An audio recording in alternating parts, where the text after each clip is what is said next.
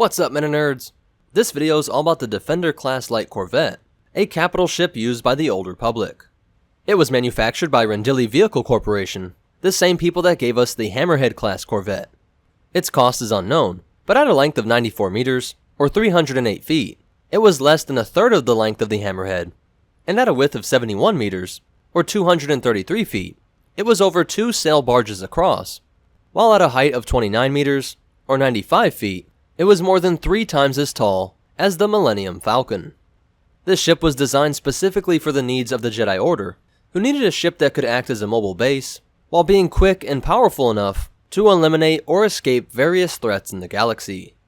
Rendili heavily reworked a consumer model corvette, which itself years before had been based off of the successful Thranta-class corvette that was produced by their rivals over at Corellia Star Drive. As its name would suggest, they gave this ship heavy shielding, and of course a hyperdrive, which was suspected to be around a Class 2, the same found in the later CR90 Corvette. Its armament included 2 forward-facing dual laser cannons, and a missile launcher, while also having an escape pod, and wide array of sensors for tracking down Sith and criminals. On each side we see an airlock, and at the rear, you can see the 2 main thrusters, with the 2 auxiliary thrusters located here. The boarding ramp would lower from this midsection, and an interesting thing about the shape of this vessel is that the rounded forward section was said to be curved in a way that could deflect laser cannon fire. It's unknown the extent to which this is true, or just Rendili exaggerating in their advertising, but if this was the case, then it's kinda funny that the only flat part was the bridge, one of the most important parts of the ship. Speaking of which, if we take a look inside of the Defender, we can see that the bridge contains seating for 5, and a large holo map of the galaxy, as well as a holo terminal that allowed the Jedi to keep in touch with Republic Command, followed by a local tactical map. Out and around this corner to the port side, we can see the personal quarters, including a bed, display case, and in some, large statues. And if we go out into this main area, we are connected to the escape pod, the boarding ramp down below, and the common area just through this bulkhead, which contained a larger holo terminal, seating, and Dejaric table. And if we move to the starboard side, we can see a cargo hold. If we head back to the main area, and go down to the bottom deck, we can see that on the starboard side there was another cargo hold, which was right across the hall from the medical bay. If we move back even further, we see the engine room, which provided the ship's engineer with a diagnostic table, and physical access to the engines.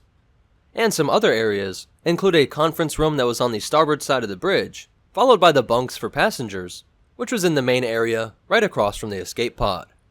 And one very useful feature that I wanted to point out is that a cargo lift connected the holds on the lower and upper decks, a very practical design since these 2 areas were connected to the airlocks. As for its history, the prototype of this ship was named the Vanguard, and had its first test flight in the year 3660 BBY over the planet Corellia. The prototype was stolen by a smuggler named Hilo Viz after she lost her ship to a mutinous crew, and she would continue to use the Vanguard, along with a coalition of other smuggling ships, in order to break the blockade of the Hydian Way trade route that was put in place by the Sith Empire-backed Mandalorians. After the Great Galactic War, Rendili was able to produce a large number of these ships on Corellia, just in time for the Cold War. During this conflict, Defender-class ships would be used by the hero of Tython, Barsenthor, who was the Warden of the Order, along with many other knights, consulars, and masters. Later, the Jedi Padawan Jaisa Wilsam flew a ship that was similar in appearance, but twice as large as the Defender class. And then 2,000 years after the Cold War, around 1653 BBY, the Paladin-class Jedi training cruiser was produced, which would be used primarily for taking Padawans to Ilum for the tradition of the Gathering. So that's it for its history, but you definitely want to hear these cool facts and behind-the-scenes stuff. The creation of the civilian model of this ship was to fix a discrepancy between in-universe history videos on the Old Republic website and the short story Old Republic Smuggler's Vanguard, where the previous showed a Defender class during the Battle of Coruscant, which would have been 21 years before it was said to be produced. And the art team says they came up with the look for this ship by incorporating details of the Consular class cruiser, CR90 Corvette, and the Ebon Hawk, while also considering this blue and white paint job. And there is even a LEGO version of this Old Republic ship.